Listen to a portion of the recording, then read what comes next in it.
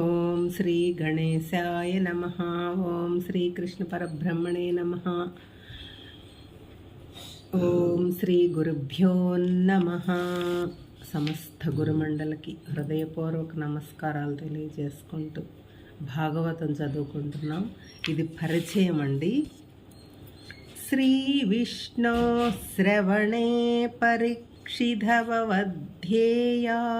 సఖిః కీర్తనే ప్రహ్లాదః స్మరణే తదంగ్రి భజనే లక్ష్మీ ప్రభూ పూజనే అక్రూరస్యభివందనే కపిపర్ధాస్యే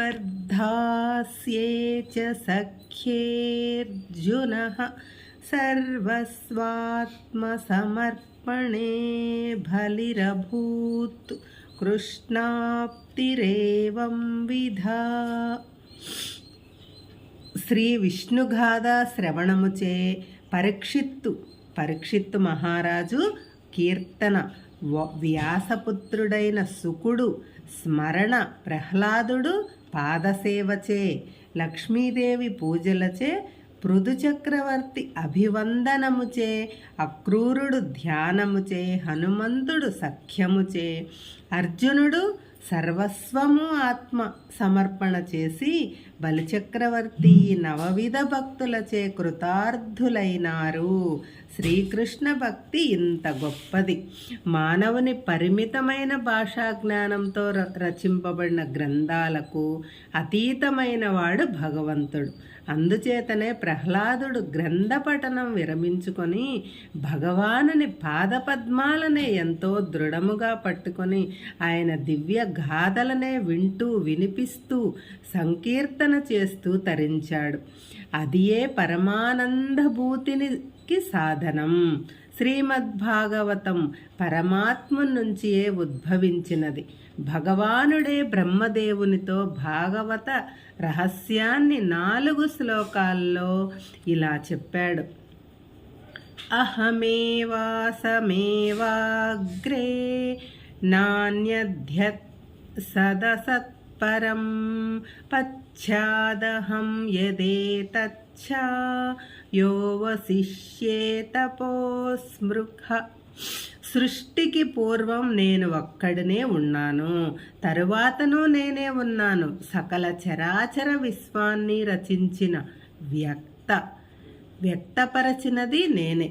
లయము తరువాత మిగిలియుండువాడను నేనే.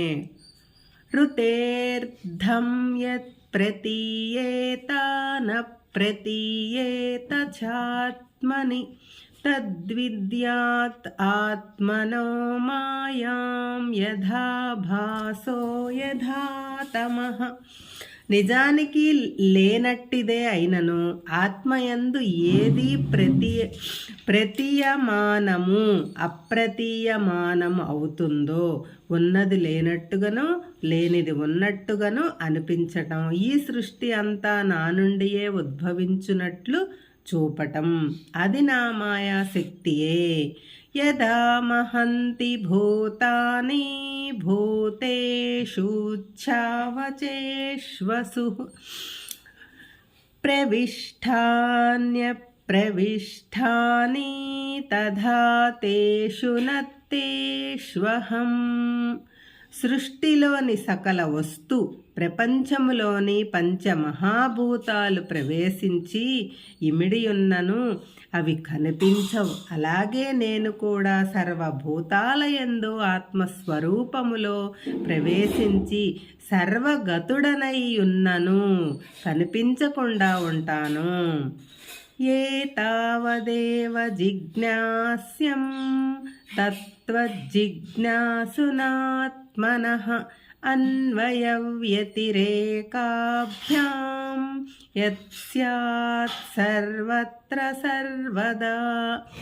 సర్వత్రా సర్వదా ఏది బోధితమై ఉండునో, ఎరుక యందు ఉండునో, అట్టి దానిని అన్వయ వ్యతిరేక పద్ధతుల ద్వారా ఆత్మయని గ్రహించుము.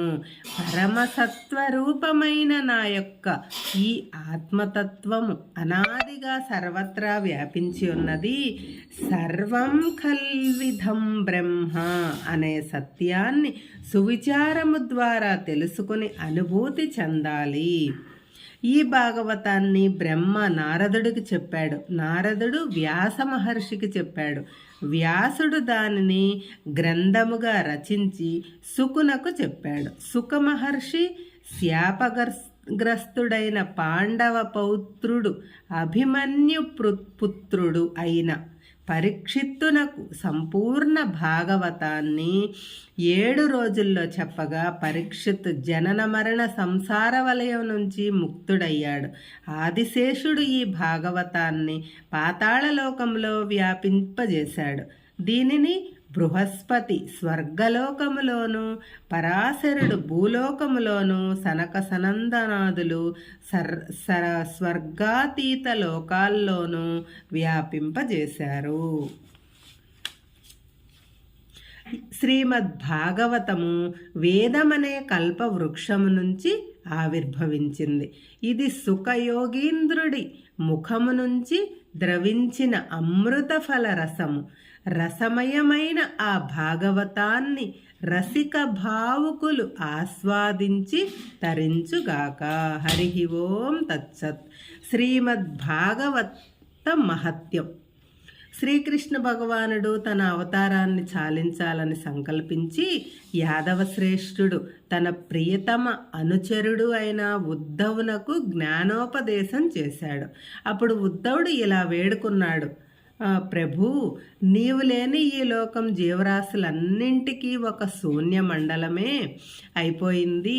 కలి కూడా ప్రవేశిస్తున్నది కనుక కలి ప్రభావాన్ని తట్టుకొనలేక ప్రజలు పీడితులవుతున్నారు. వారికి తరుణోపాయం ఏమిటో సెలవివ్వండి అన్నాడు. అప్పుడు శ్రీకృష్ణ పరమాత్మ తన దివ్య తేజస్సును శక్తులను శ్రీమద్భాగవతములో ప్రవేశింపజేసి, నేను ఈ భాగవతములోనే నివసిస్తుంటాను అని అభయమిచ్చాడు. అందుచేత శ్రీకృష్ణ భగవానుడే భాగవతము, భాగవతమే శ్రీకృష్ణ, శ్రీమన్నారాయణ భగవానుడని తెలుసుకోవాలి.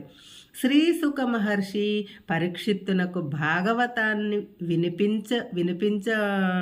వినిపిస్తున్నాడని తెలుసుకొని దేవతలందరూ ఒక కలశంలో అమృతాన్ని తీసుకొని పోయి భాగవతాన్ని తమకు ఇచ్చి పరీక్షిత్తునకు అమృతం ఇమ్మని కోరారట. శ్రీశుకుడు దేవతల యొక్క కుచ్చిత బుద్ధిని గ్రహించి అందుకు నిరాకరించాడు. శ్రీమద్భాగవత శ్రవణం చేసి పరీక్షిత్తు మోక్షమును పొందటం విని బ్రహ్మదేవుడు త్రాసులో భాగవతాన్ని ఒకవైపున సకల వేదశాస్త్రాలను ఇంకోవైపున పెట్టి తూచగా భాగవతమే బరువుగా తూగినట. ఈ శ్రీమద్భాగవత సప్తాహ మహిమ. శ్రీమద్భాగవత పఠన సప్తాహము సంప్రదాయము మొట్టమొదట శ్రీ శుక మహర్షి పరీక్షిత్తు మహారాజునకు వినిపింపజేయటంతో ప్రారంభమైంది. శ్రీకృష్ణ నిర్యాణం తర్వాత 30 సంవత్సరాలకు కలియుగ ప్రవేశం జరిగిన పిమ్మట భాద్రపద శుద్ధ నవమి నుంచి పౌర్ణమి వరకు భాగవత సప్తాహము జరుపబడెను. దాని ఫలితముగా పరీక్షిత్తు ముక్తిని పొందాడు. భాగవతాన్ని వినియుండి మనుజుడు జంతు సమానుడన భాగవతాన్ని వినని మనుషుడు జంతు సమానం అవుతాడు. శ్రీశుకుడు నారదునితో చెప్పాడు. తుంగభద్రా నది తీరాన ఒక గ్రామంలో ఆత్మదేవుడు దుందుబి అనే బ్రాహ్మణుడు దంపతులుంటారు. వాళ్ళకి బిడ్డలు లేరు. చింతతో వాళ్ళు బిడ్డలు లేరని చింతతో ఆత్మదేవునికి ఒక సన్యాసి ఒక పండునిస్తాడు. దానిని భార్యకి తినిపించమని చెప్తాడు. కానీ ప్రసవ వేదనకు బిడ్డను సాకడంలో నుండే కష్టాలకు భయపడి ఆ దుందుబి ఆ పండుని తినకుండా దాచిపెట్టేస్తనమాట. ఆయన పండు తినమనిస్తాడు. అమ్మో, ప్రసవ వేదన చాలా కష్టంగా ఉంటుంది, నేను భరాయించలేను అని ఆ పండుని తినకుండా దాచిపెడుతుంది. ఇంతలో అప్పుడే గర్భం దాల్చిన ఆమె వాళ్ళ సోదరి గర్భం దాల్చి ఆమె యొక్క సోదరి అక్కడికి వస్తుంది అనమాట. అక్కకు సహాయం చేయదలుచుకొని చెల్లెలు అక్కకు ఒక ఉపాయం చెప్పింది. తనకు పుట్టబోయే బిడ్డ అక్కకు పుట్టినట్టుగా ప్రకటించి తాను అక్కకు సహాయంగా ఉంటాను, బిడ్డను కొన్ని సంవత్సరాలు సాకటానికి దాని ప్రతిగా అక్క కొంత ధన సహాయం చెల్లెలి భర్తకు చేయటానికి ఇద్దరు రహస్యంగా అనుకుంటారనమాట.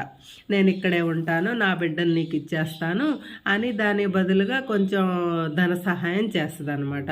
ఆ విధంగా నిర్ణయించుకొని దుందులి ఆ పండును ఆవుకు తినిపించేస్తుంది. తాను గర్భవతిగా అన్నట్టు నటిస్తూ గర్భం వచ్చింది. కొన్నాళ్లకు చెల్లెలకు పుట్టిన కుమారుణ్ణి తన పుత్రునిగా ప్రకటించి చెల్లెలి సహాయంతో సాకుతుండేది. బిడ్డకి దుందుకారుడు అనే పేరు పెడతారు. అదే సమయంలో గోవు మానవ దేహంతోనూ గోచెవులతోనూ ఒక మగ బిడ్డని కంటది. దానికి గోకర్ణుడనే పేరు పెట్టబడినది. ఆత్మదేవుడు ఇద్దరి బిడ్డల్ని సమానంగా ప్రేమతో పెంచుతున్నాడు. ఇంకా ఇంతవరకు ఆపుకుందాము, ఇంకో ఎపిసోడ్లో చెప్పుకుందాం. హరే కృష్ణ.